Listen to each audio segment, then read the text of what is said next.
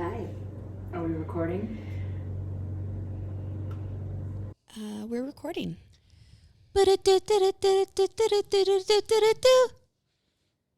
I'm doing my best.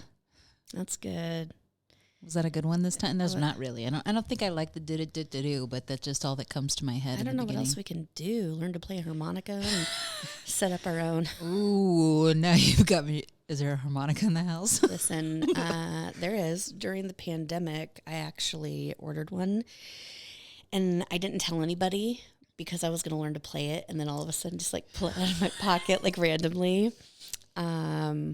I never followed through with that. Mm-hmm. So here we are talking about it. It's probably filled with a lot of kid spit. That's the thing about harmonica is that kids... Maybe this one I put up. Oh, you don't let them play with it? Well, they didn't know. Nobody knew about it. It was like my I wanted to learn to play it. They still don't know about it? No. And and then I found out randomly that another friend of mine did the exact same thing, except for she can play some. Like she actually followed through. It's Kim. Gosh. We don't want to talk too much about her again. Yeah, we don't want to talk about Kim again. Tick off the audience. Not Kim again. Yeah. So, well, hi, everybody. This is Anna Lind Thomas. I'm here with my girl, Amber Knowles. Mm-hmm. This is the I'm Doing My Best podcast. Today, we're going to be talking about social media and how much we're struggling as parents in a social media age.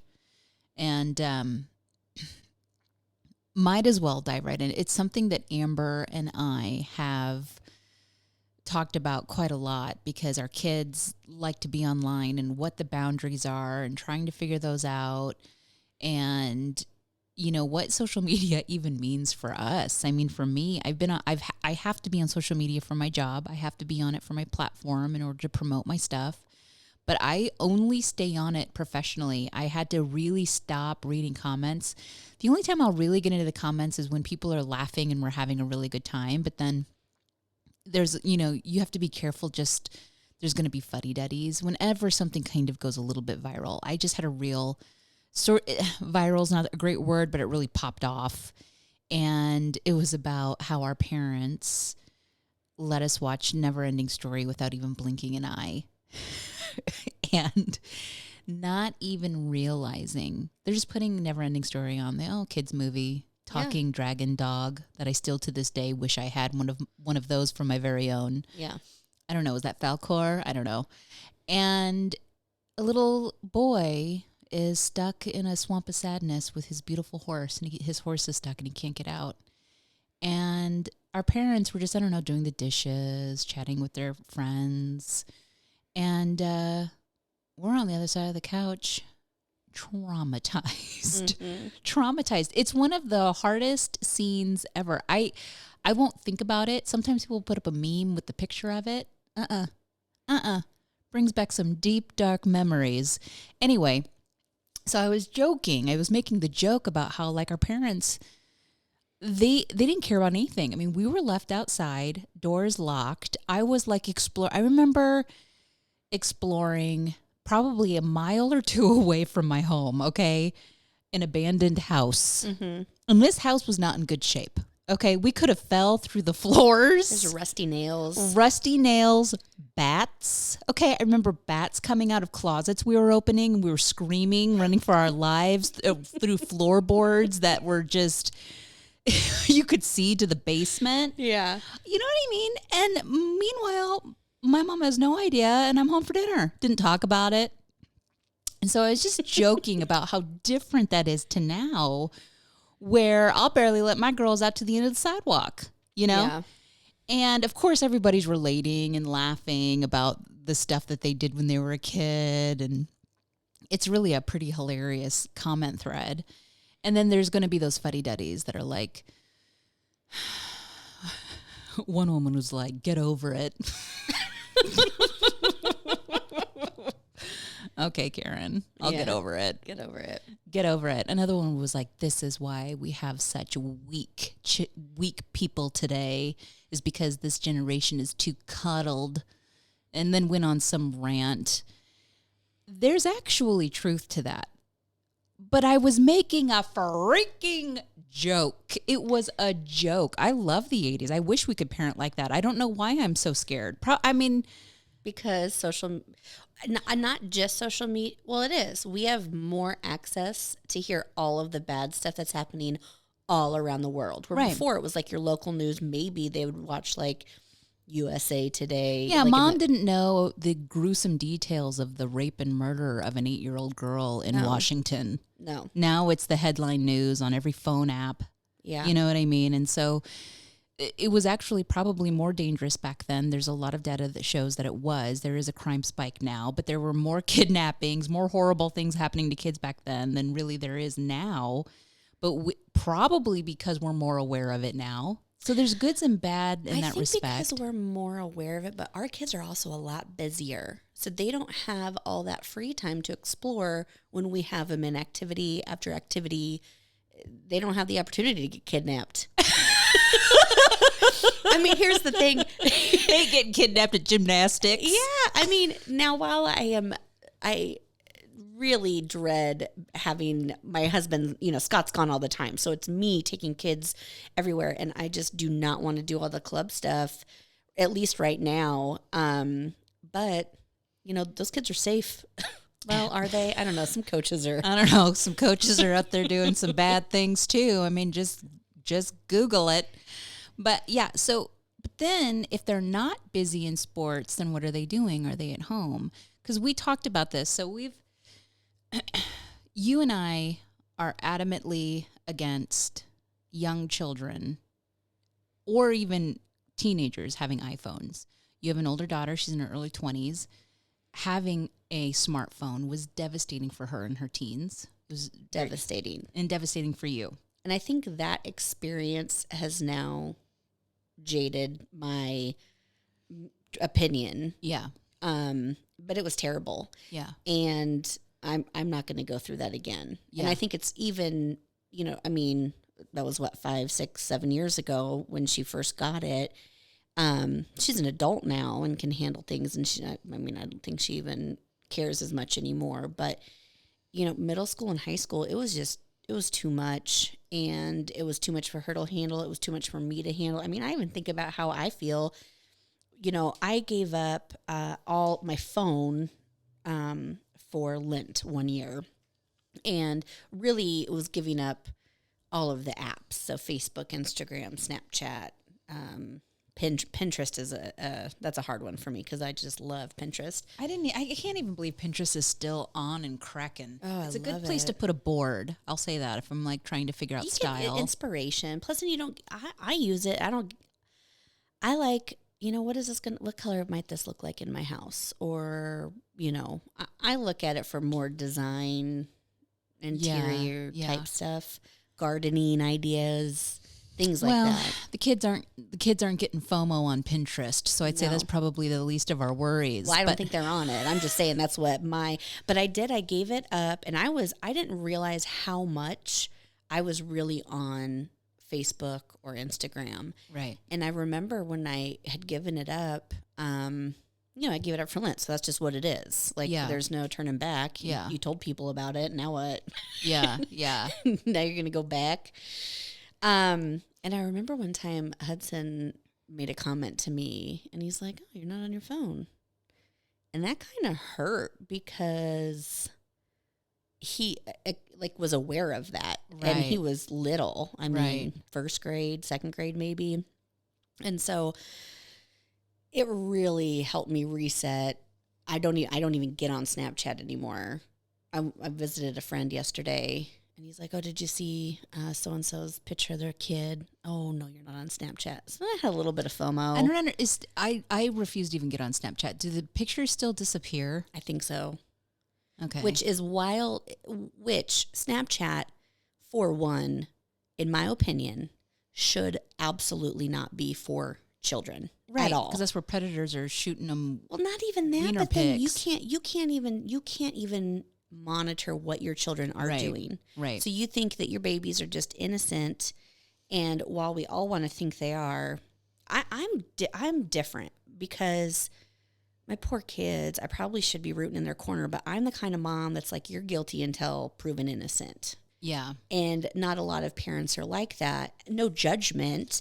But they just can't fathom that little Timmy is looking at the darkest pornography they could possibly imagine in their rooms they at don't night. even know. They don't even know. And so, and there are ways that or their kid is bullying.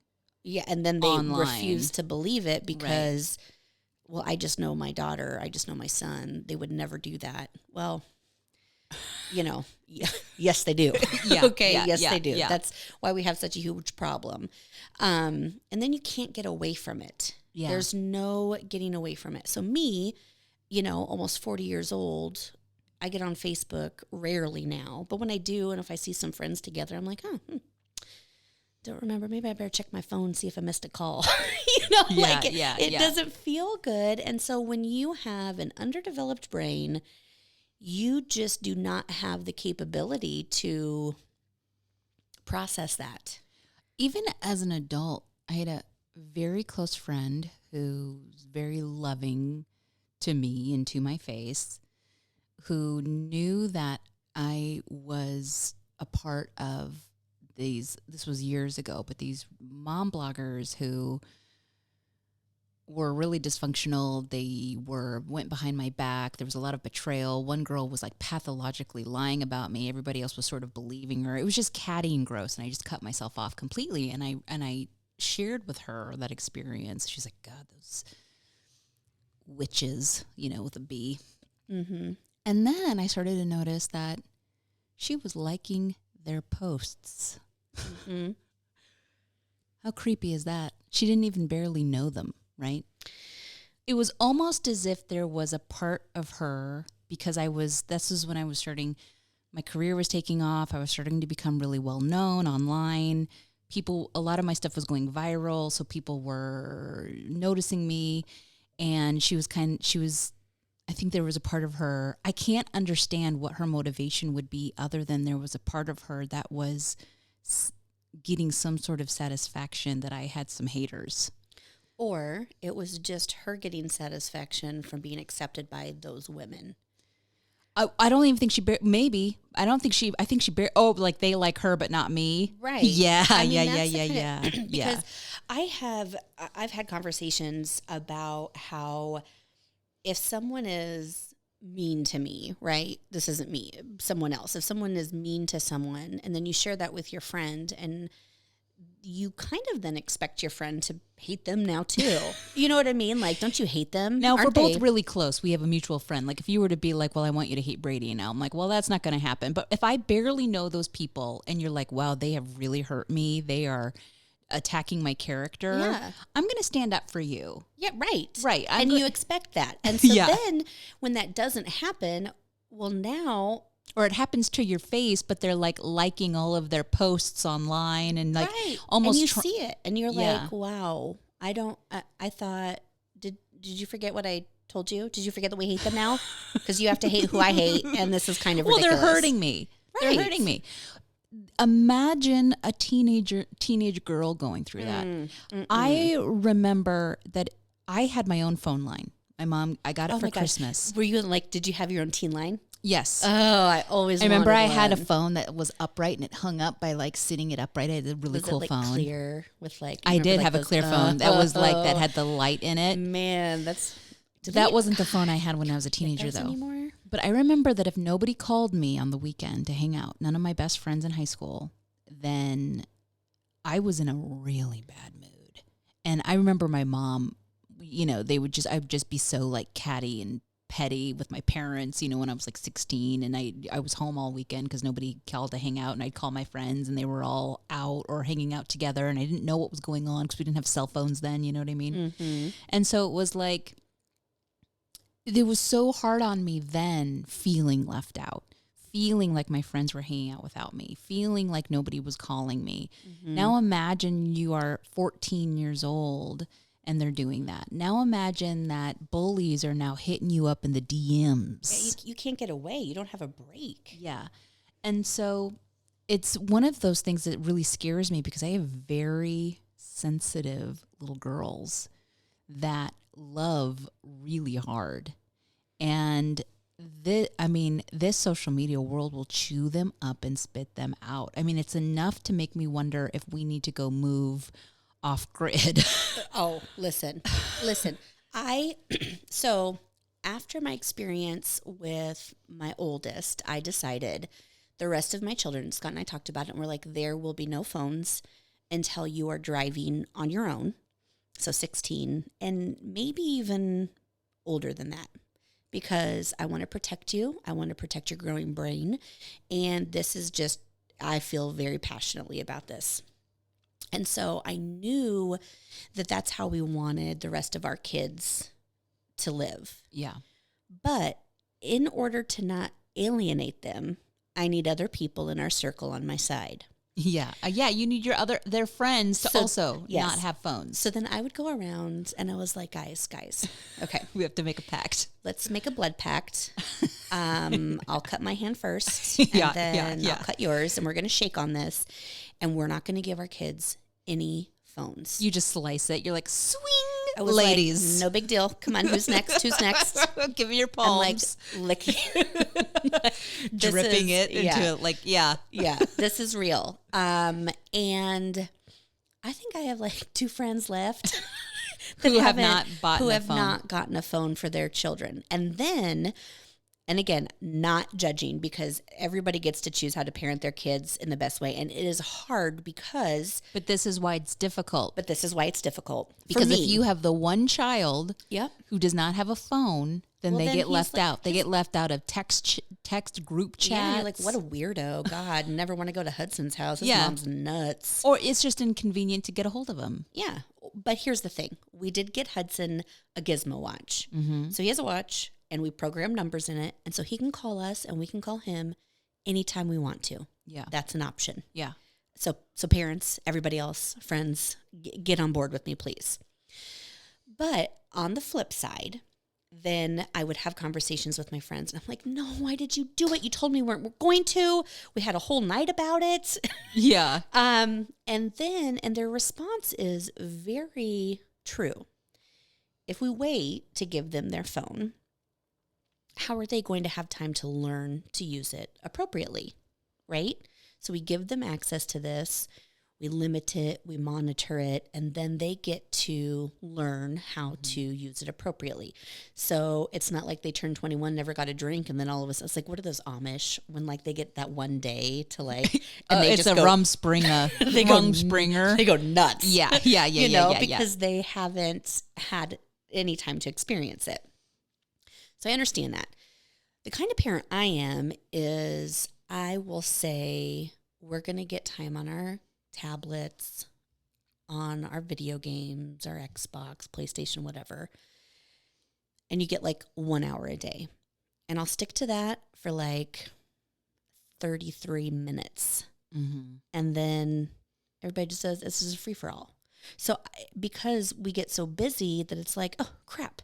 Now they're on it for 5 hours while you're painting, you're painting the bathroom. Yeah. And I'm like, I have lost control. So then I'm like, you know what? We're going to take a reset. We're going to break. And I will say this.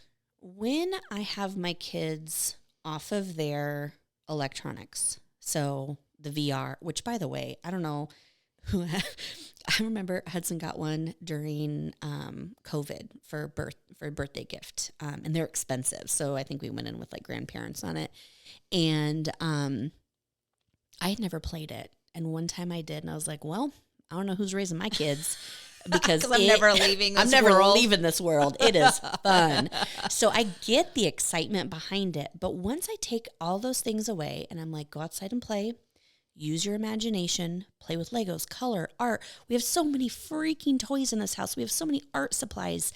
We have a huge yard. We have neighbor kids. It takes about 1 day of tantrums. And then my kids, it amazes me what a change there is. Bedtime's easier. They behave better. They're not so, it's just crazy. And so it is really, it is difficult because the trouble is that it's a slippery slope. Gary Vee, he's one of the top. Oh, I love Gary Vee. I really like Gary Vee, but I don't like his parenting advice. I don't know that I've actually seen parenting advice. This is He more gives like, a ton. And here's why it Really? bothers I me. need to And look I'm it up. sorry, you guys, listen, this is a podcast where I get to share my true feelings. You can share your true feelings. I'm not trying to be judgy because I don't know the details. But he would brag about his morning starting at like 6 o'clock in the morning and then not getting home until 2 o'clock in the morning every single day except for the weekend. So he never saw his kids during the week. His wife raised them. I don't. What advice do you have for me, sir? You're never home. It's your wife who's raising them. Let me talk to her. Number one. Number two, they got a divorce, and now his wife looked like your normal mom who gets her oversized T-shirts from Walmart because she's busy and she's tired and she's running her kids around. There's not very many pictures of her. Very cute. I'm not trying to disparage it, but she looked like your typical mom who's doing her best. Yeah. And now he has a hot piece fitness influencer girlfriend, and he's always like, I love you to pieces, babe. And they're moving into this penthouse apartment. So not only was he only seeing his kids on the weekend, I can't even imagine how much he's seeing his kids now with his hot piece while his wife is now raising his kids. And then he tries to teach us parenting lessons, and it makes my skin crawl. And that is making such a judgment about somebody. And guys, listen, I'm working on it. I'm trying not to, but I'm like, unless you're in the trenches, you ain't got nothing to say to me. And he ain't, he's not in the trenches. So, the one thing that he says is that he lets his kid have unlimited access because this is the technology. And if you hold them back from that technology, then they'll miss out on opportunities for jobs and tech jobs and all of these things. They won't know how to use it or manage it. So there is a balance. The trouble is, though, is that it is a slippery slope. And that slippery slope is not only damaging to the children, but it's damaging to us because it's a lot of work for parents to heavily monitor your children's devices. That's what happens is they just don't get monitored. Now, there's apps like Bark. I have a friend who works for Bark. In fact, working for Bark was very, very hard on her because you get the true access of how predators come at our children. They come at them through Instagram, Tell us about through Bark. Snap. I haven't heard So about Bark. Bark is an app that parents can put on the phone, and it'll bark when cuss words are happening on text messages.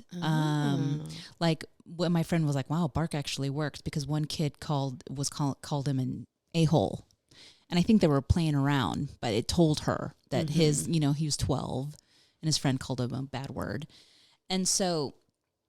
It does protect you, but there are apps that kids can get around that look like nothing. So there's apps and workarounds, these protection apps. There are. I will tell you one thing we stumbled upon with our oldest is Scott read an article about these hidden apps that like would hide things. And it was a calculator. And it was a calculator app.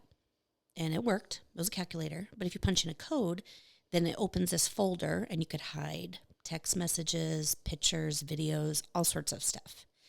And she had it on her phone. And I mean, it is hard work to raise children and then monitor all these other things. Yeah. And they're just not ready for it. And so Anna told me, she's like, well, we're going to talk about social media and we can say all the things that we think and feel, but we do need some information to back us up. We need some experts and some facts. Yeah. So this is I have a therapist, and I remember years back when I was having a hard time with McKin, which I think every parent has a hard time raising their children at some point, especially in those early to late teen years. Yeah. And she's like, all of us are just like, no phones. It's not good for anything. And so this is the American Psychological Association. And one thing that is, that they say here, so between the ages of 10 and 12, changes in the brain make social rewards like compliments on a new hairstyle, laughter from a classmate. It makes you feel more satisfied. So it's like the happy hormones. So they get oxytocin. And so at that age, that's when they start to really want to have those dopamine hits from the likes and the attention.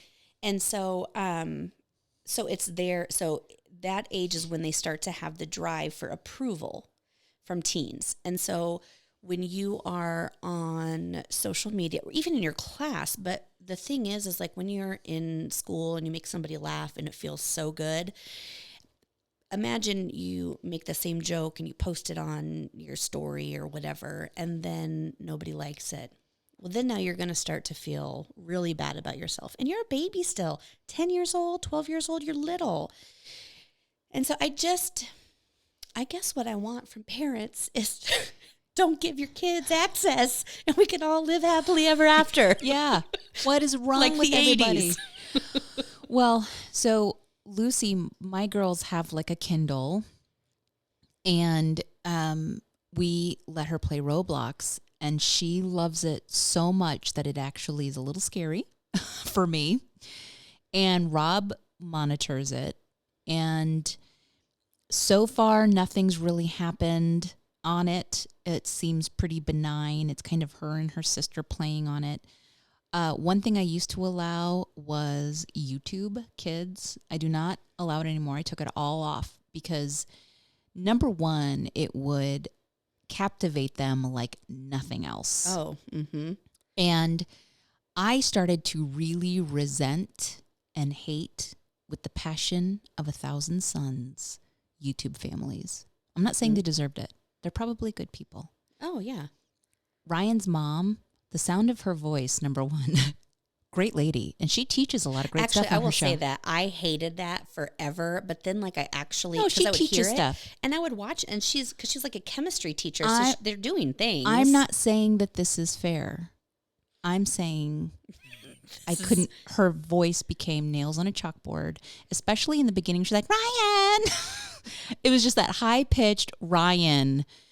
And then they had like this huge sterile white house that had like nothing in it, bright white, shiny. It was once they like leveled up and started making money, I guess. I don't know what this house was.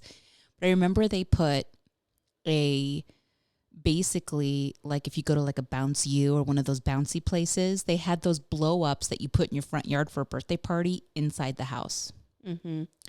And my girls started to say, I hate our house. Why do we live in such a small house? Is it because we don't have any money? I mean, they were saying things that tiny children shouldn't even be aware of. And then they were like, well, we don't get to have, I go, what's wrong with our house? We have a great house. And then they were saying, well, we can't fit bouncies in here. Okay. And so I was like, you're done watching that crap. Yeah. And then I had to teach them a lesson. Okay, now that could have happened maybe at a friend's house. They could have gotten jealous and I would have to teach the lesson, sure. There's another family. I'm not even going to say the name, okay? The dad, like a beta dad. I can't stand him. I can't stand him. He's a cartoon character of himself. He's not even... Are there two little girls in it? I don't want to talk about it. Okay, I know it. Winnie loves them. No, all the kids Yeah. love them. Yeah. Okay. And they, the dad is like a cartoon character. Fine. This is they want to be a TV show. Okay.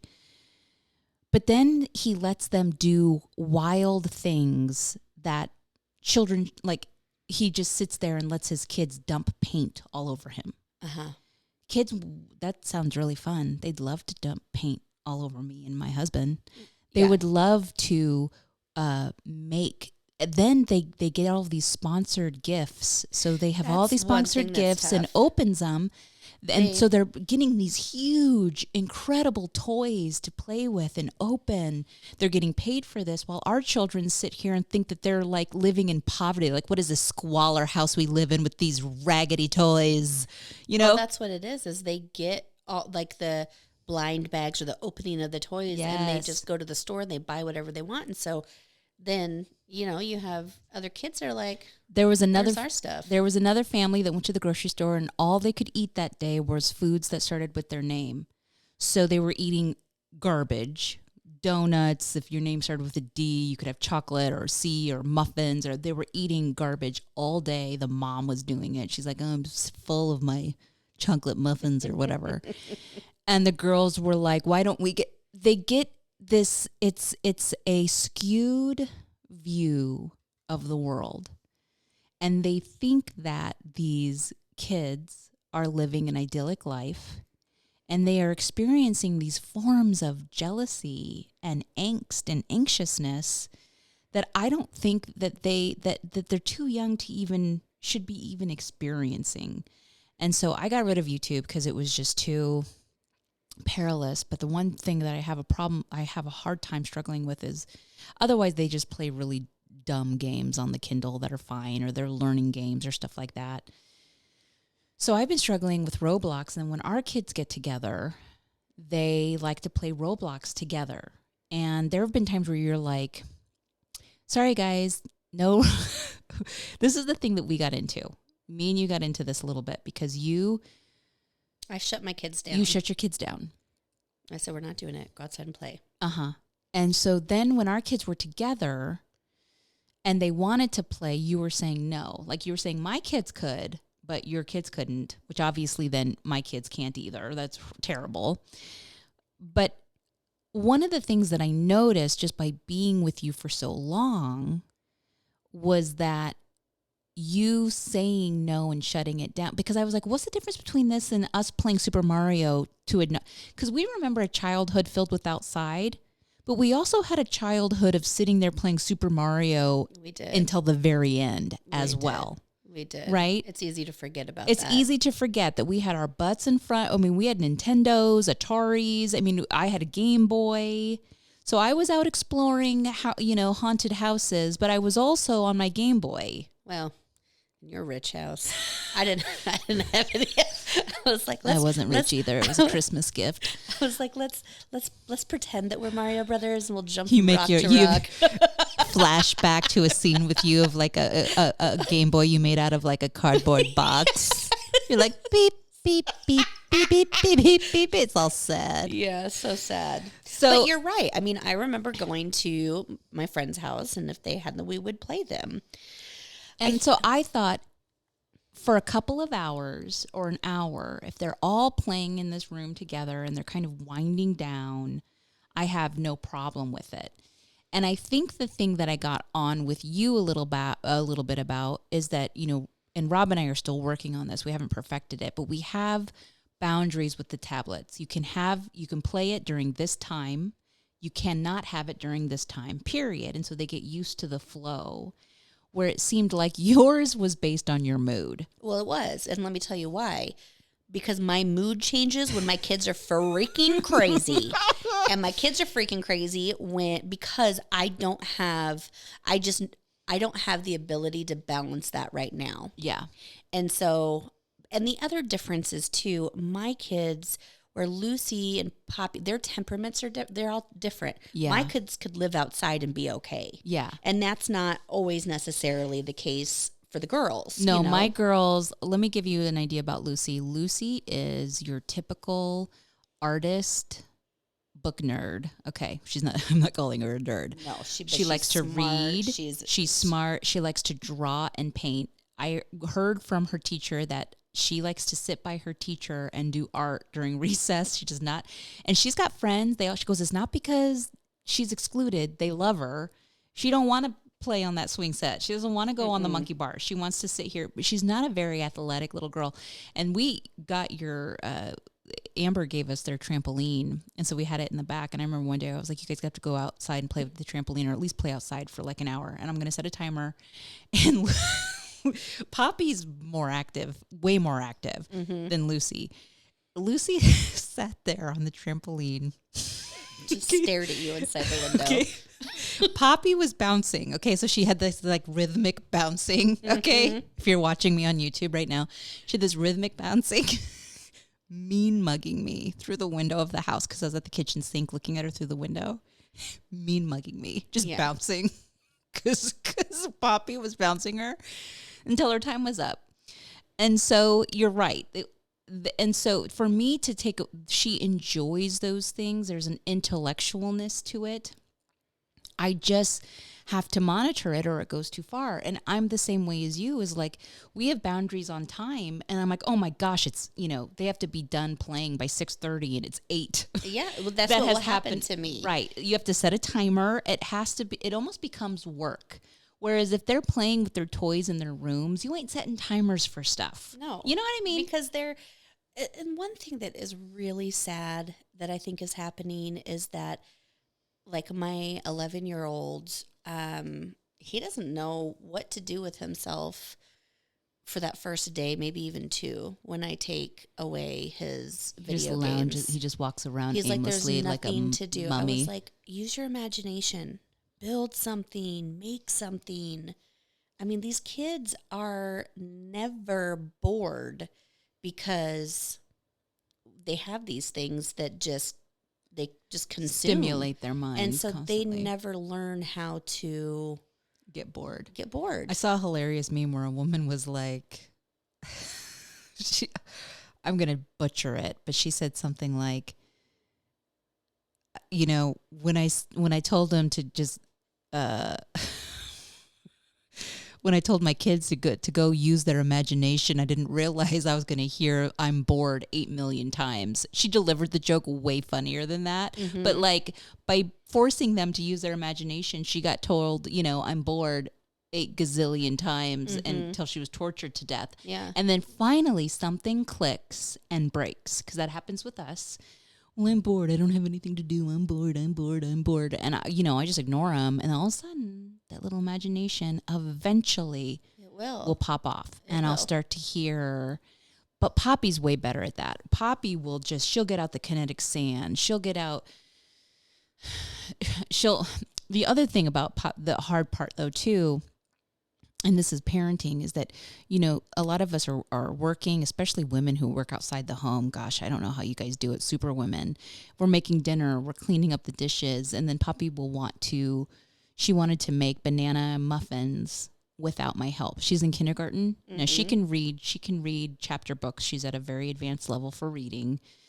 And she cooks with me all the time, and she wanted to do it without my help. Now, This is the hard part about parenting, is that you have to now stop. I was in the middle of something. Do I choose the easy route, which is like, how about I let you watch a little YouTube? Because if I would have said that, she would have changed her mind. Or do I let her get out those ingredients and make those muffins? It is hard work. It is hard work to help them cultivate that imagination too. Now you could say, Anna, that's ridiculous. If you can't, my mom would be like, if you aren't able to make banana muffins at that time, she doesn't get to control your schedule. Mm-hmm. That's true. Children shouldn't control our schedule. But at the same time, that was a really cool thing for her to do. And she did it completely by herself. I was just sort of in the room to make sure that her measurements, she was picking the right teaspoon and stuff. She made the most perfect banana muffins recipe. It was like King Arthur recipe. It was it was just shocking. The only thing that she didn't do was put it in the oven. So what a cool thing for her to do. I'm glad that I took the time to do that. That's when she wanted to. Yesterday she wanted to clean. Remember I told you I was on the phone? She's like, Mom, I'm bored. Can I clean the bathrooms? Like, go for it. Now I get it. But a kindergartner cleaning a bathroom is actually me supervising heavily, and it's not that fun. But not all kids are like that. Kids have different moods, different temperaments, different energies. They do. And it is really hard when you're parenting and, you've been working all day, whether in or outside of the home. And it's just because you need self-care too. You need time for yourself. And so it's easy to do those things. But I think what I would really like to see most happen is that we pick the things that are easy, but then also safe. So the learning apps on the on the Kindle, the video games that don't necessarily have he just plays these games with his friends, and I hate all shoot 'em up games. Yeah, I know. It's not for me, but then it's hard because, and especially I think COVID really screwed us in a way where we had to allow so much more social media for kids in a way to stay connected, because otherwise they were isolated. And then what? That is devastating. And so then now they can get on, they can put their headsets on, play their video games, and they're spending time together. And so I myself just need to do a better job of teaching them that these are the time limits, and when it's over, and you need to be responsible for that. And then have that boundary that they recognize. As far as phones, if it's not a smartphone, whatever. But they should. I think it's smart to have a child have some sort of phone device that texts or whatever, so that you can communicate with them. Sure. I don't even have a home phone, so if somebody tried to call the parents, I don't have a home phone. Most people don't. Yeah. But, I was talking about this with someone, and then she said to me, she goes, "Oh, I totally hear what you're saying," because even the government came out. The Surgeon General guy came out and said that they do not recommend smartphones until 14. Yeah. That's saying something when the government is intervening. I do studies for Facebook and Instagram where they pay me sometimes to answer a lot of questions. Instagram and Facebook is actually extremely concerned about what their platforms are doing to the mental health of children. So don't kid yourself. Even Instagram is concerned, and they're the ones making money off of it. And they're trying to figure out ways. Like they've started to play with taking away likes, so you can't see how many likes people have, stuff like that. Well, and that's one thing that, this was saying here too, is that in a social setting, when you're at the store, well, I don't know, maybe I'm the only one who talks to people in the store, but yeah, that's true. But you're at school and you say something and there's a conversation, and then the conversation is over and it's done. You walk away. You don't know if anybody's talking more about it. You don't know, what's happening next.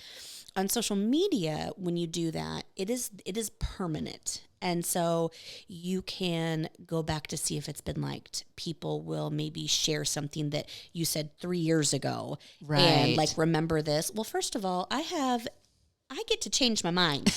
Yeah. Okay, yeah, I get yeah, to yeah, learn yeah. and grow and change my mind. And maybe I said something like everybody should be wearing masks and, whatever. Not the, you know what I mean. You could be against I could masks, be against for masks, whatever. and then change your mind later when you realize it didn't work or it did work. Right. Right. And so then, to be like, well, that, just a hypocrite. Well, no, I had a chance to grow and learn and change my mind. And we all get to do that. And kids don't have that ability really to recognize that. I mean, it's really just part of your brain growth. I mean, it's some of these words I wouldn't even pronounce or even try to, but it's in our brain and how it's growing and where we get our, those oxytocin hits, and then where we're getting, it's my, a family friend, their young teenage daughter said something unintentionally, but gruesomely racist on Facebook, but didn't realize what she was saying. Mm-hmm. And the mom found out. I mean, but it got the mom in a whole heap of trouble, people judging. And my mom felt so much compassion because she was like, kids say stupid stuff all the time. And as a parent, when your kid comes home and says that nasty thing that they maybe heard at school or they heard in the playground or whatever, you have that opportunity to say, absolutely not. We do not speak this way. This is what this means. And you teach them. But in today's world, this is happening in front of everyone. So instead of having that lesson where she comes in and says it to the family and you have that opportunity to privately discipline and teach them what they've just said, now it is public and everyone has seen it. Imagine what that does to your mental health. I mean, suicide rates among kids. You can't tell me that is not directly related to social media. Oh yeah, it is heartbreaking. And I'll say this too, for children who are lonelier, not every child has a terrible home life. Sometimes they just have a very sensitive temperament. And, children who are lonely, maybe they don't have very many friends in high school, they are the most susceptible to finding online predatory groups and lumping into these social contagions and pulling away from their parents and getting into Reddit threads that are just crazy. So one thing that I have to think about with my oldest, who is so deep and so sensitive, that Rob and I have already talked about this. She would be, if she was, well, first of all, she's going to be very protected by me and her father. We're going to be on it. But we're also not so naive that as she gets older, if she were to fall in love with some guy online, that she wouldn't do her dangest to figure out how to sneak around us, right? And so she's the type that could be susceptible to that. And we're like, we have to keep her busy. We can't, you know what I mean? Like, we can't just accept her being lonely in high school, because she's got the temperament that with social media she's vulnerable. Some children are more vulnerable than others. And it requires, I mean, my mom actually takes pity on our generation. She goes, you guys have so much more to worry about than we ever had to worry about. Mm-hmm. We also have a greater responsibility to be technologically savvy. Like, we don't get to let technologies. When AOL first came out, my girlfriends and I were talking about the insanity that we were doing when our parents didn't even know how to log on. Yeah. The chat rooms we were getting in, the disgusting men that were in there. Oh, chat rooms. It was happening to my generation. We were teenagers when AOL came out, and our parents didn't even know how to turn it on. We did, though. And so, I was thinking about my mom, clueless about what I was doing online. Yeah. And by the grace of God, I didn't get myself into any danger, but I could have. And so there were predators coming after me left and right, but I just was too I don't know what I'm supposed to do with this, and just logged off. But, so we have to be technologically savvy. There's a lot on our plates. It's not even just the predators that you would think of, right? Like gross men or, I don't know, maybe women. Let's not be sexist. Yeah. But like TikTok is, what I've experienced of it is just funny. There's this these brothers that trust me. Oh my gosh. I love from them. Australia. Yes. The straight brother and the gay brother, right? Yeah. What's the brother's name that the gay guy yells his name all the time? I don't know. He just screams at him. I'm gonna have to look at. It brings me so much joy. He does hilarious. Pranks. He films his brother without him noticing, and then films him. He pranks him and then films his reaction. And it is over the top with his Australian accent. Laugh so much. And so that's my experience, right? And so I think that, with all these algorithms, they show you what you want to digest. And kids You're an adult and you're watching what you enjoy. Yeah. Kids can fall into Kids love challenges. Yes.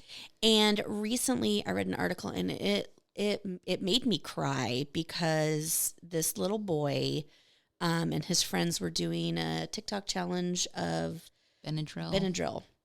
Benadryl's an over-the-counter drug. You take it, Beckett's on it. He takes 2 a day with his allergies. Seemingly okay. I would hope that my children would always know never to take that, but I guarantee his parents also felt the same way. Yeah. And his friends were videoing him taking Benadryl, and then all of a sudden he starts to have a seizure. He goes into ICU, and now he has passed away. And the friends away. got scared and ran away. They didn't know what to do. They just left him there. Did they? I didn't read the whole thing. Which, no judgment to them. They're children. They're babies. Terrified. They're babies. And so what they're trying to do is they're trying to get on the fad, what's cool, let's get likes, let's get followers. Also, follow and I. Speaking of which, please hit subscribe to our YouTube channel. It's under my account, Anna Lind Thomas. Click that bell. Follow me on Facebook. We're all adults here, okay? We're not kids. We can do this. But it's just that their brain's desire to be rewarded by all of that social likes, and they're willing to do anything because, and they don't even know. I know. They don't They know don't nothing. even know. They don't know nothing. And the thing is I don't know where I didn't read into it too much to find out where it started. And I remember I shared the article and I was just so heartbroken. I was like, guys, like, I'm begging you, please, please don't let your babies have this, because as much as I think my kids would never do it, I'm not naive to know that that's not a possibility. And one of my cousin actually commented, and she's like, there should be criminal charges against who started this. While I don't necessarily disagree, I will say, who knows who started it? Was it another kid who doesn't even know what they're doing? Don't even get me started on the pornography. So I had read something recently that children are exposed now to some of the darkest bowels of hell pornography starting at 11 years old. Mm-mm. It has created young boys to ask young girls to do anal. I hate to even tell you guys this. At age 11, 12, 13, and girls are doing it to be liked by these boys. Yeah. Okay. So this isn't finding the Playboy under your friend's older brother's mattress, which happened to me. I had a friend when I was little, and he had an older brother, and he was like, come check this out. And we were playing, and he lifted it up, and it was some of the weirdest pornography I'd ever seen. Just like it wasn't Playboy. It was like fetishy, grannies, heavy people, really weird stuff. Now, so even that though, which is crazy and sort of, I wouldn't say it was traumatizing, but I lost a little bit of my innocence that day. Isn't even close to what the children are exposed to now through their phones.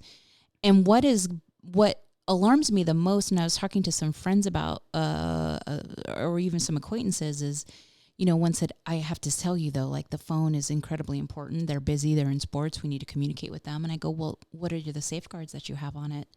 They didn't have. She was like, well, I think my husband put stuff on it. I go, her son was 13. I said, I'm telling you right now, if you don't have safeguards on that phone, he has already and is already looking at the most terrifying porn you could possibly imagine. He's not looking at boobs. He is looking at stuff that would terrify you because he's young, and the ante keeps getting up and up and up and up of he's just accessing whatever he wants on that. Well, it's one YouTube click away. I mean, honestly, he can get onto Pornhub. He can get onto anything. He can get on rape videos. I mean, it's the stuff that they have access to. If you are not on it, we cannot be naive. Our daughters are watching it, and what's happening is there's an imbalance with boys and girls. No surprise there.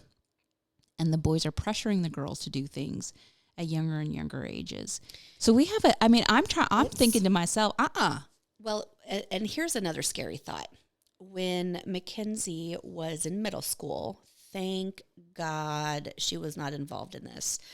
But all the parents at her middle school got an email. She was in 6th grade at the time. And it was this whole big thing about child pornography and things of that nature. And basically what had happened is there were these boys at her school that had started an Instagram account.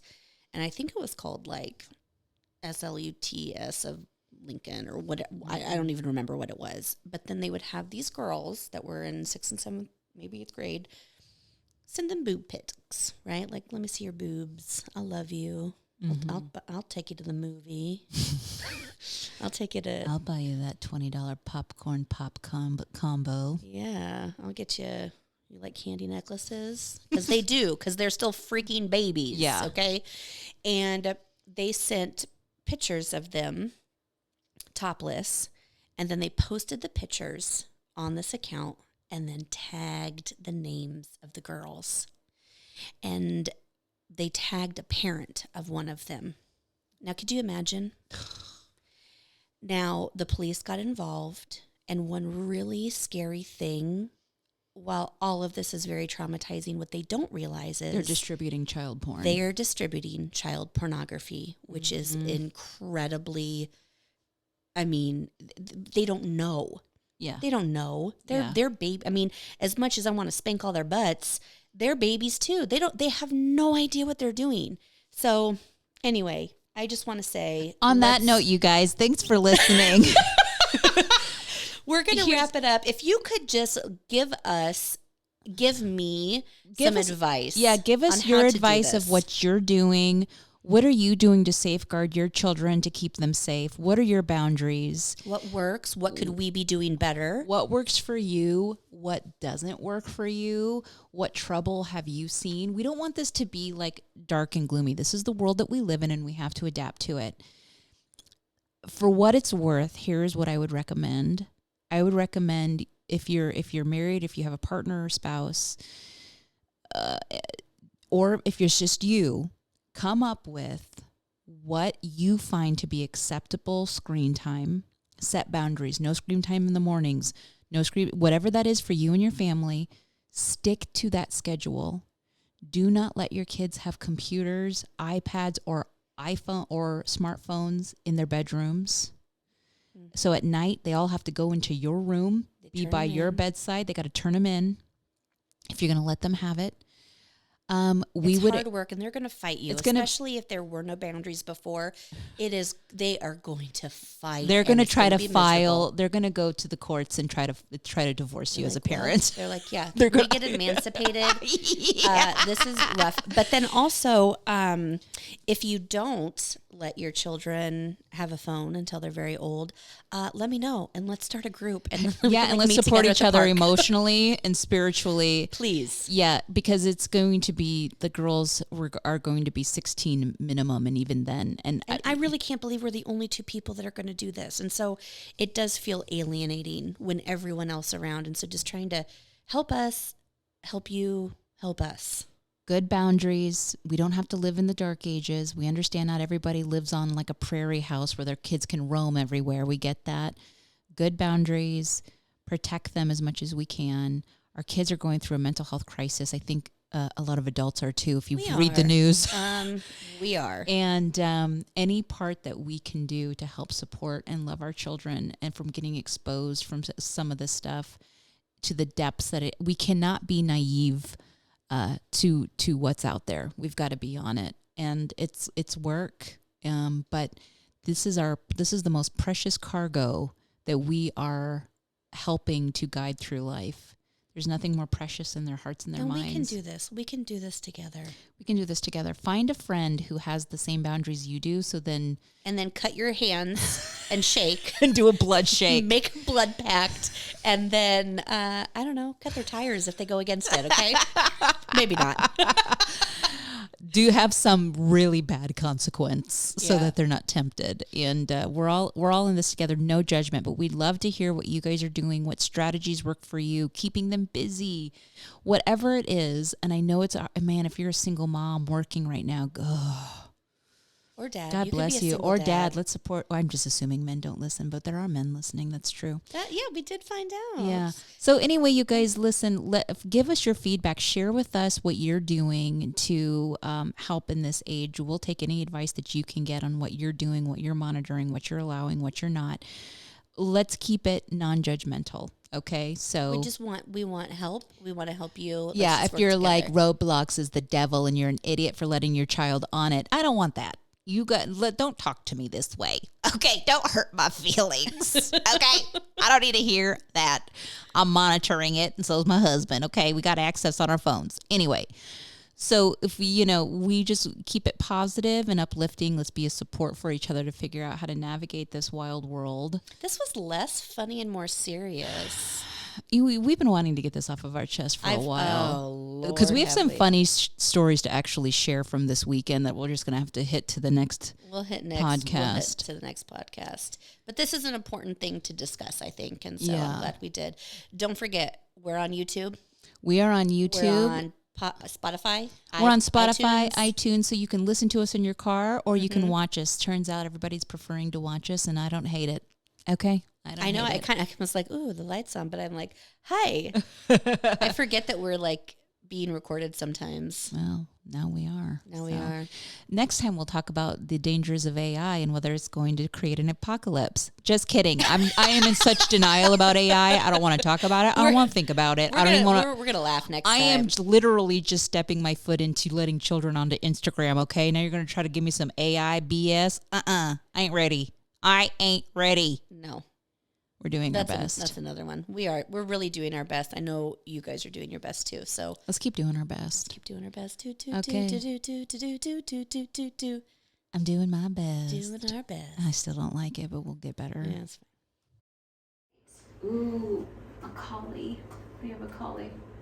Oh, that's Diane. Oh, I love Diane. She is probably the nicest woman I've ever met. Every time I see her, she tells me how wonderful I am and how beautiful my house is. Like, she is. I want to meet Diane. Oh, I should. Well, I'll see if she. And she just walks.